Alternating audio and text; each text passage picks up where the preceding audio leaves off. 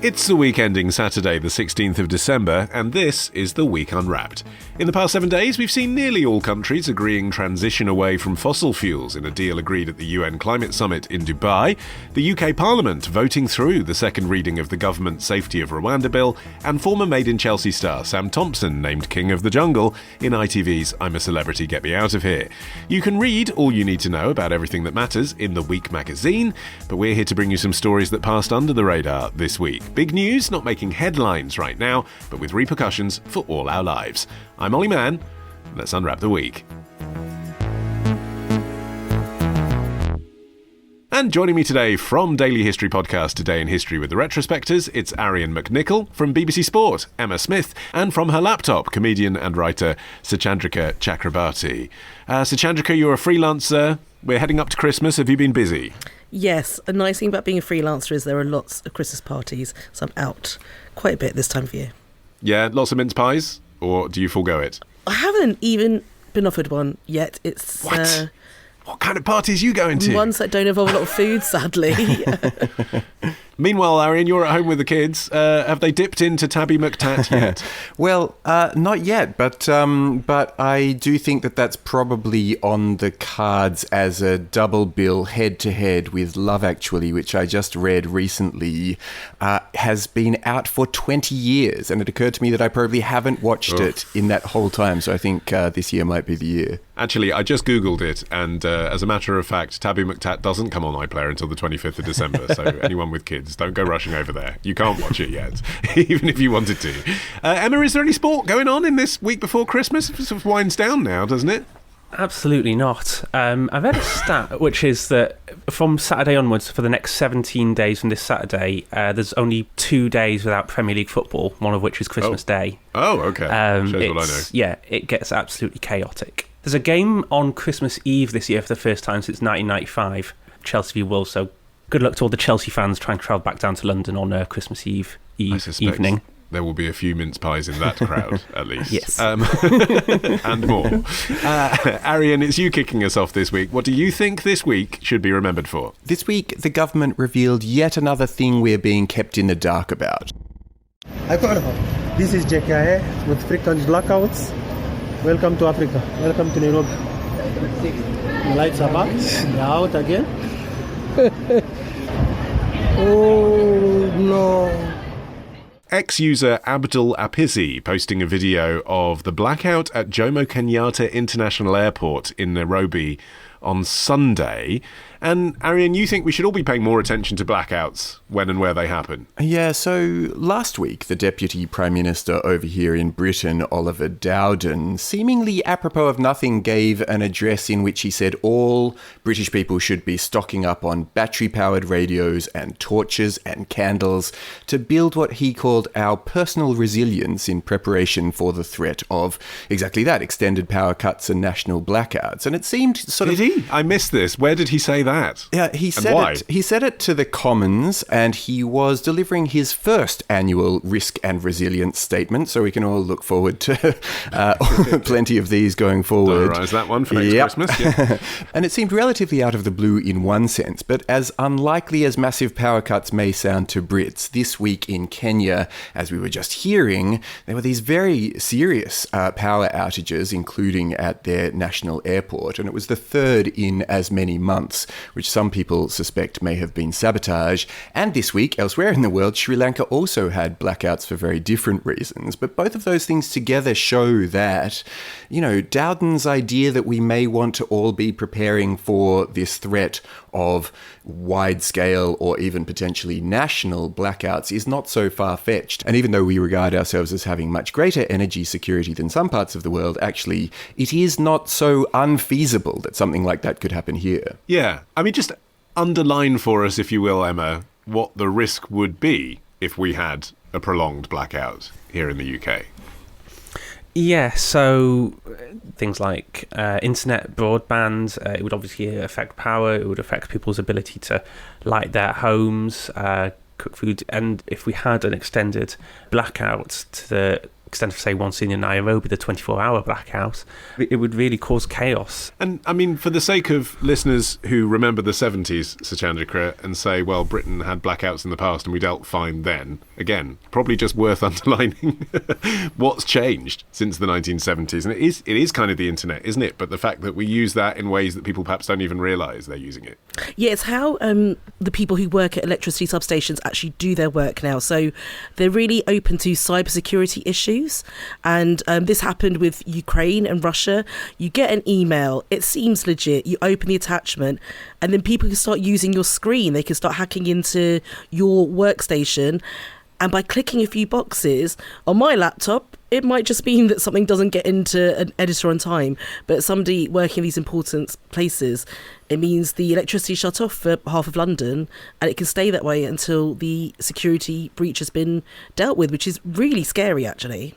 And you have vehicles that won't start, Arion, presumably, if there isn't electricity. You have vital information that used to be transmitted via battery-powered radio and telephone landline that wouldn't reach people now because those things have been digitised. Totally. And you think about, how much our complex food supply chains really now depend almost entirely on electricity in ways that they didn't do in the past. A little over 100 years ago, our cities ran on human and animal muscle to just kind of ferry goods and waste around. But modern infrastructure is now utterly reliant on electricity. And as you say, electric vehicles, the way we communicate, so much of that is immediately at threat if, there was a really serious power outage. It wouldn't even have to be national. It could just be in London, and that would cause such serious chaos.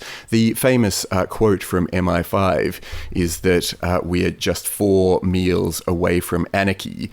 And that was cited by this really interesting Sunday Times article this week, which was really just talking to a bunch of experts in the wake of these statements by Dowden about how serious the threat is and what sorts of things we should be doing to prepare for it. Oh, good. I'm glad there are things we can do to prepare for it, because that sounded pretty gloomy, the 4 meals away from anarchy. Yeah. Okay, so Suchandrika, what can we do to prevent the apocalypse? Become preppers, essentially, like stock up. I love that Oliver Dowden chose sort of this moment in time to say, guys, are you stocking up on not Christmas wrapping paper or anything like that?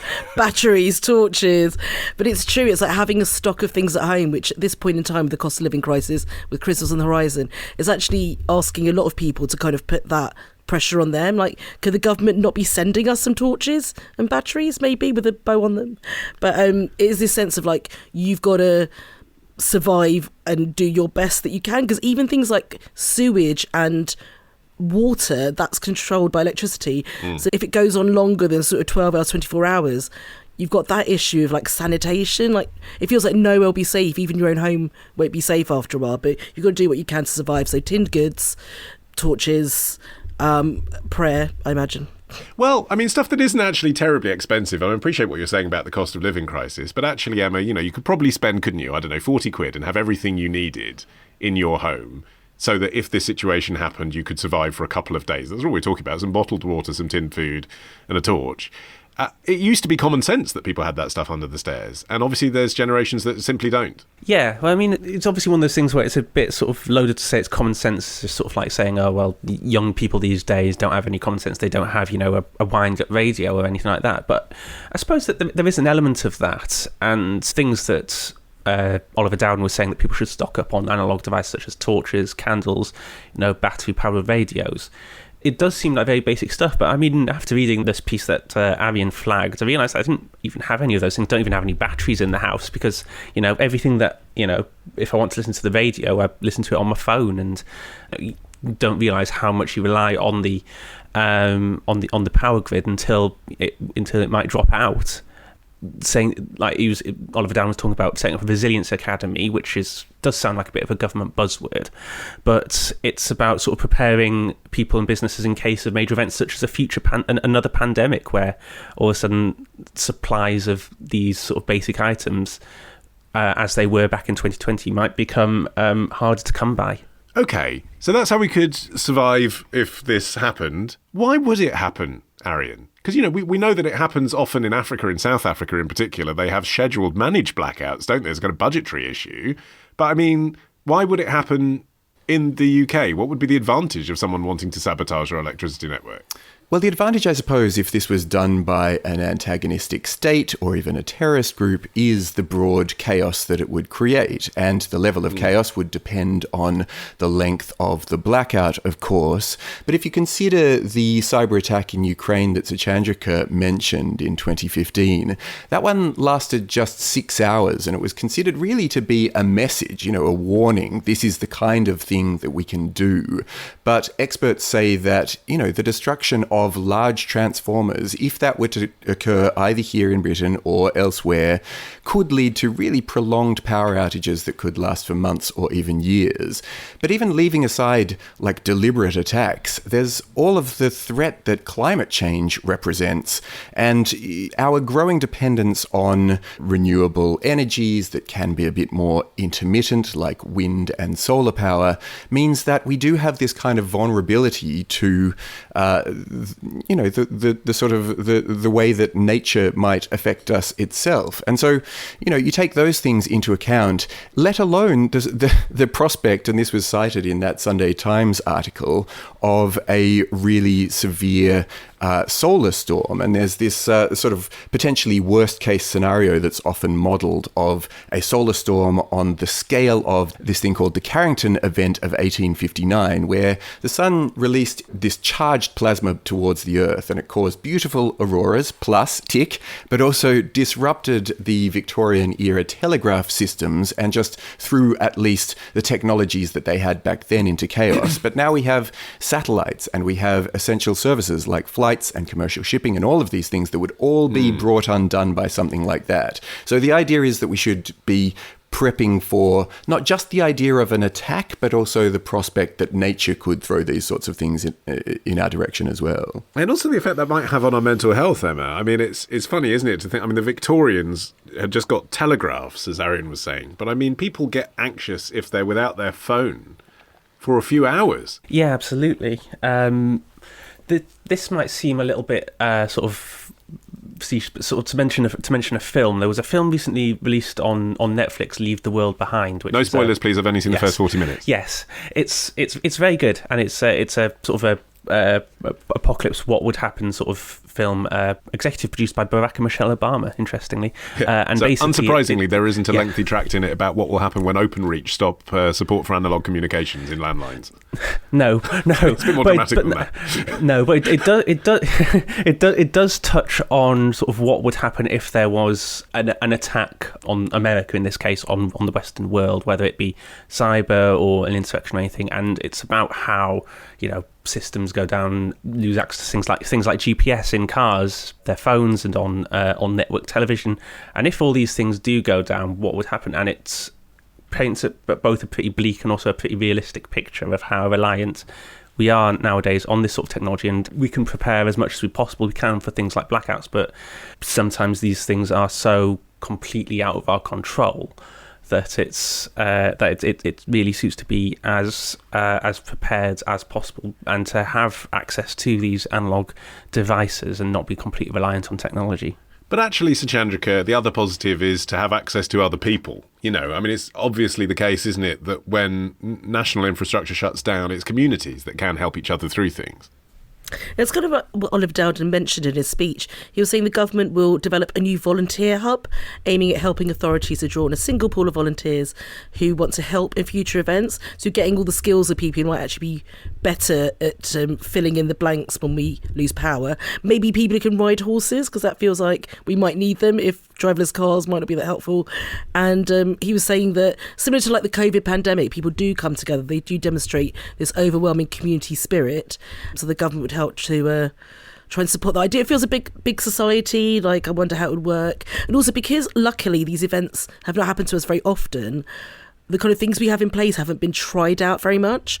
So I think we would have to rely very strongly on networks of people coming together and sharing the batteries for the torches if it did happen. There we are. Finally, a reason to dust down that horse I keep under the stairs.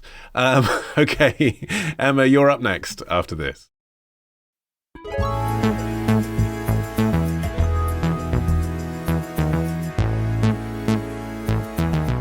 Okay, Emma, it's your turn. What do you think this week should be remembered for? This week, a club's collapse directly wiped the smile off customers' faces.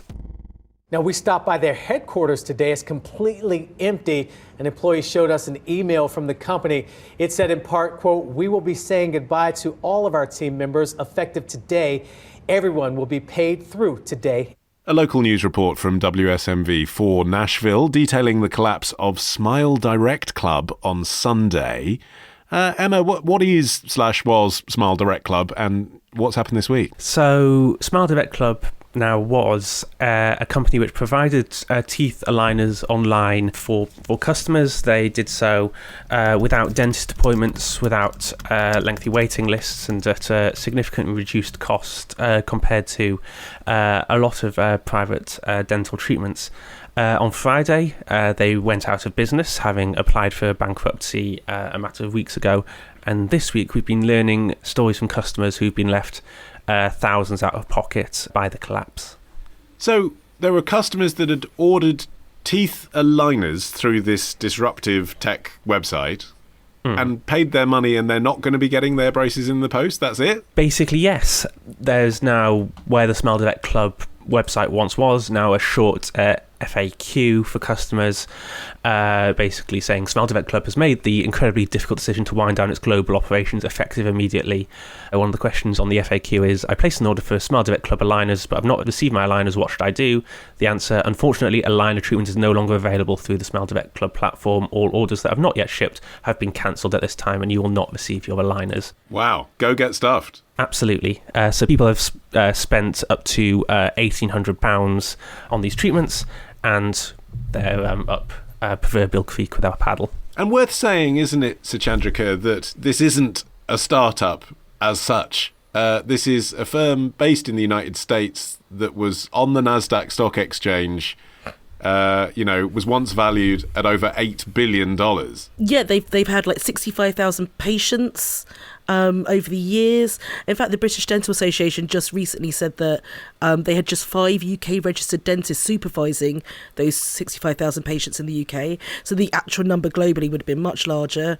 And yeah, I feel so sorry for the people involved who are either waiting or, in fact, if they've been paying, they've been told they still have to stay on their payment plan, even though in terms of paying their creditors off, the customers will be the last in the queue to actually get their money back. Because you don't have just a situation of, here are your new teeth, a one-off payment, you're grand. It's the ongoing health issues as well, that during the pandemic in particular, people didn't have the x-rays, they didn't have that one-to-one consultation with a dentist or orthodontist, so their teeth might not have been suitable for this kind of treatment or for the aligners they got, and they're left in, pain, difficulties, losing teeth. It's really awful.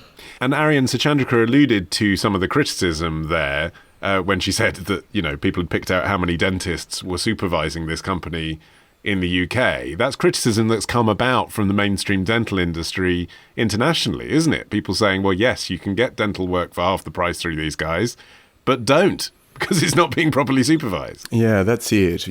Both dentists and orthodontists have been critical of the company for quite some time. And in fact, like the British Dental Association's reaction to all of this was, this is probably a bit of a blessing in disguise, because a lot of people who would be getting treatment that their mouth is not fundamentally suited for could be saving thousands, if not hundreds of thousands of people from going through operations that they shouldn't go through.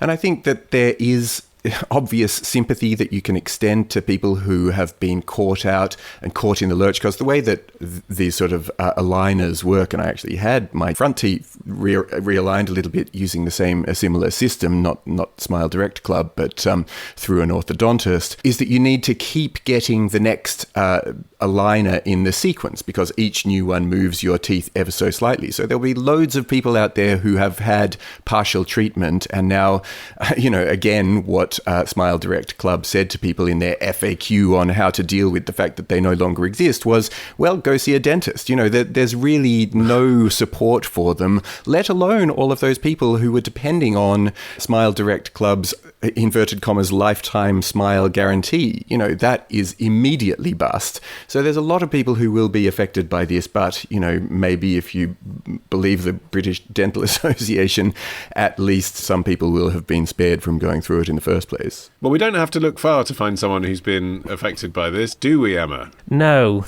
we don't.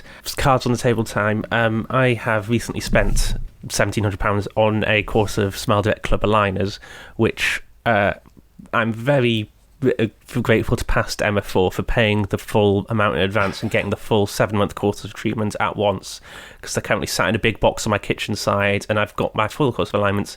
And yeah, if I'd chosen to pay by instalments, I probably would be one of those unfortunate people who's would be having to pay thousands of pounds for treatment that they're not getting. And why did you go to SDC in the first place? Was it about price? To a large extent, yes. I hate to sort of smash the illusion of this audio-only format by saying that I'm not the spitting image of Heidi Klum, and that I actually do have some issues with my teeth. I've got quite a pronounced overbite and severe crowding on my bottom teeth, and it's not something that affects me. Like, it's not an medical emergency, but it is something that I've wanted to get treated for quite a significant period of time. And when I went to my private dentist, I was quoted a course of treatment which cost more than £5,000. Wow. And then was recommended by my girlfriend to have a look at Smile Direct Club, and they quoted £1,700 and had all these very, very good reviews, and it seemed like a good idea. And as I say, I do have my course of aligners, and I should say that the aligners that I have for over the course of 7 months, they do really, I've had a look and they do really scale over time. So there's clearly sort of like an amount of planning that has gone into sort of how the treatment will affect my teeth. So hopefully it'll work. But certainly in terms of all the other things that I was promised alongside, things like the 24-hour assistance, the access to a Smile Direct Club dentist, that's all gone. All the links to all the emails that have been sent now lead to this very terse FAQ. So while I am lucky to an extent to at least have paid the money to have got the aligners I paid for, all the other flash treatment options, 24-hour care that I was promised alongside it is completely gone. Yeah, and lucky enough, I guess, that you are at least able to register yourself with a private dentist, if there is an emergency with your treatment. I mean, the thing is, Suchandrika, a lot of people, obviously, are turning to Smile Direct Club because they could never afford the private option that Emma just quoted. But obviously that opens up a bigger conversation, which is, why is that the only option in this country? We're used to hearing that sort of story about the United States, but why here, when we have the NHS, are people who need a procedure on their teeth having to really search around to find alternatives to the respectable regulated service? Yeah, it's the kind of we're back to the kind of dental desert issue that we've mentioned a few episodes back when I've been on, and there is just a shortage of dentists who've got their books open. This has been going on for a couple of years now, post-pandemic. Being able to register the new NHS dentist, which still charges, but the charges are much lower than a private dentist. That's just become impossible for people who move and need to sign up again. If you don't book in for an appointment every 6 months, you can drop off the books as well. And that just seems... Dentists have their own issues with how the NHS is paying them, and often their time is not paid for properly, and they could be working for a very low hour wage, which is a real issue. But also it does lead to just long-term problems, because teeth aren't just about how they look. Problems with teeth set in, and it could lead to years of misery and pain. It could lead to a lot of expensive operations, expensive on the dentist's time and expensive for the patient. And it just seems to me that what has happened since dentistry was free at the point of delivery, that stops back in 1951, a few years after the NHS came in, it's just that all the costs have been put onto the patient. And again, we are still living in a cost of living crisis. We don't have magic money just for teeth. But it really ruins people's lives, like having a constant pain in your head. It's just it's slightly false division, isn't it, Arion? I mean, not to say that the NHS shouldn't be funding, mental health services, but actually there's more of a case that could be made that teeth are, closer in spirit to other physical ailments that the NHS definitely does treat than some of the things the NHS does subsidise. Yeah, dental health, we know that it's linked to cardiovascular disease and potentially mental degeneration. And, throughout the cost of living crisis, hygiene poverty has been an obvious issue, as well as food security and so on. But amid that hygiene poverty, a good deal of people are particularly seeing their dental hygiene suffer. And actually, what went on at Smile Direct Club, Emma, that caused this issue? Because, you know, from everything we're hearing until this week, they appeared to be going very well. I mean, they had a lot of customers. They'd created a disruptive business model, albeit one that might not be in the best interest of people's health, but they had customers. So what went wrong?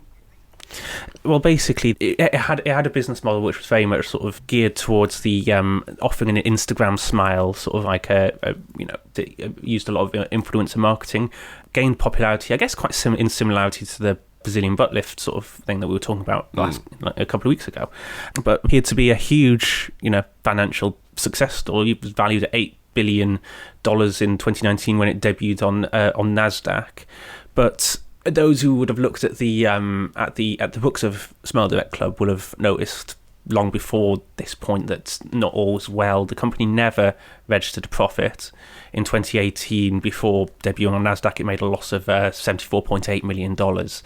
I think that for all that it did have a good marketing scheme, claimed to have many satisfied customers, the fact is that it was never able to offer enough of its discounted treatment to turn any sort of profit, and then has in the last week very, very suddenly collapsed. I mean, hearing stories, I read a story on The Guardian about a customer in the US who on Monday morning was driving to an appointment, called up to say that they were going to be a few minutes late, and was told over the phone that that the company was no longer operating. Arrived at their bricks and mortar store, and the shutters were down, papers were strewn everywhere. It looked as though people had left in a hurry. The company has, been operating on borrowed time for the majority of its decade-long existence. And Mr. Chandrika, do you think that the tide will turn as a result of this on these online-only healthcare firms? People will be just a little bit more sceptical before they sign over their details and hand over their credit cards?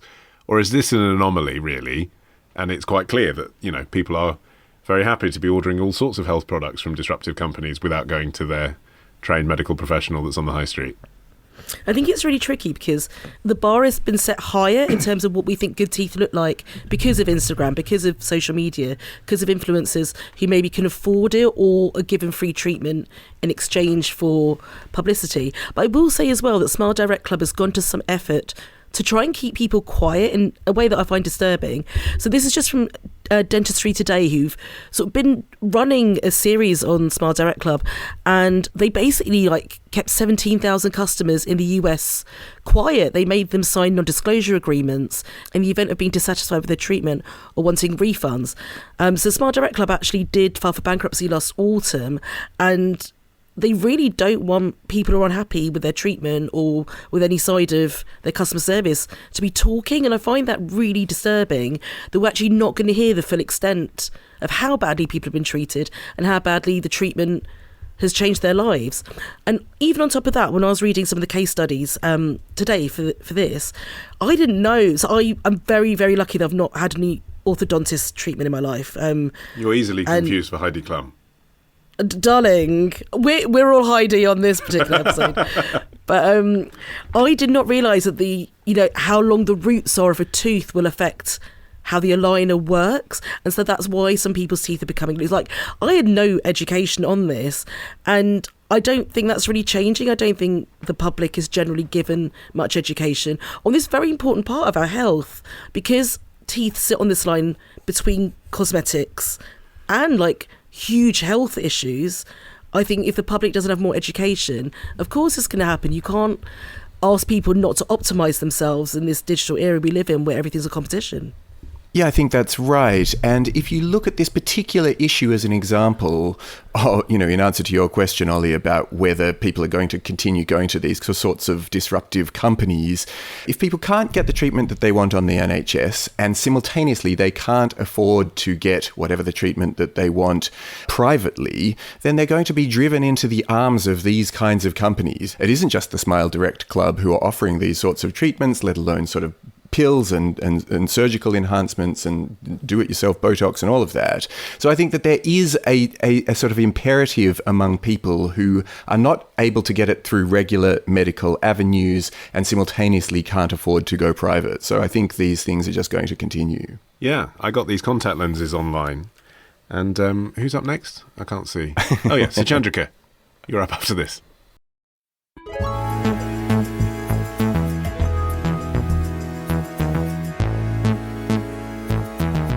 Suchandrika, you're finishing the show. What do you think this week should be remembered for? It's cash in the attic for fancy people. Some artefacts which show the breadth of objects acquired include a steam-powered traction engine, a Joseph Rice of Derby self-portrait, and the archive of Professor Stephen Hawking and the contents of his office, including his library, prizes and his wheelchairs. The Acceptance in Lieu panel, a video posted by Arts Council England last year. Suchandrika, what is Acceptance in Lieu and why is it in the news this week? So yeah, I had never heard of this scheme. It's called the Acceptance in Lieu scheme, and it's basically when people are paying their inheritance tax bills, if they do have a piece of art or something of historical value which might have to stay in place, they can basically put that up for the tax bill, and what they will get is a sort of favourable amount on the sale. So if they put it up for public sale, it might get X amount, but under this scheme they're likely to get 25% more back. Like, it really depends. They've got a panel who judge the historical value of something, and basically what they're trying to do is return these objects or give access to these areas to the public. And so, you can see it's a really well-meaning, good-spirited thing that the public have access. Plus also, could this not make money for the country as well? Like, through these galleries, libraries and museums, making money from tickets and having special exhibitions. Okay, so in the example we just had in the clip there, it sounds like Stephen Hawking's family were faced with an inheritance tax bill and decided to donate his belongings to the national interest so they didn't have to pay so much. I mean, that's basically what's happening. That's essentially it, yeah. So it depends on the piece. Some pieces of art will be included in the estate and will drive up the price. Or some pieces might not be part of the inheritance tax estate, but you can volunteer them and say, can I pay for some of this bill with these items which are of value to the country to come and see? Okay, interesting. And so what has happened this week? Why is this suddenly floating to the top? So yeah, there's this piece this week that's made the news because of the huge value. So one of the finest Italian Renaissance bronzes ever made, and it is beautiful. It's a miniature of an ancient Greek marble statue of Apollo. It's been donated to the nation in lieu of a £10.5 million inheritance tax bill. So it isn't the statue itself that costs that much, but it's part of an estate which is up to 10.5 million. And this Apollo Belvedere was created 500 years ago by Pier Jacopo Alari Bonacolsi. He's known as Antico. It will go and display at Fitzwilliam College in Cambridge, which has this outstanding collection of Renaissance and Baroque bronzes, so it should really add a lot to their collection. Oh, hold on a minute. Emma, if it's going to Fitzwilliam College in Cambridge, does that mean the public can go and see it? That sounds like something you'd need to be a member of the college to actually enjoy anyway. Well, as part of the Acceptance in Lieu scheme, whoever takes on these items as part of the scheme have to offer certain guarantees. They have to apply with a description of the context for the collection. They have to provide a minimum of 100 days of public access to these items, and they also have to provide plans for care for an item and education around it. So our guarantees as part of this scheme that the items submitted will basically be put in a museum or display for the good of the public. Arion, how did this scheme begin? Yeah, it was actually created in David Lloyd George's People's Budget of 1910, so it goes a long way back, and it's now administered by the Arts Council England, and they do this act of dispersing these gifts to galleries around the UK. It actually began with the increasing death duty, which was the forerunner to inheritance tax being levied on just wealthy people in the 19th century, and many of them were forced to start selling off their large country houses, poor them, and estates to pay for their tax liabilities.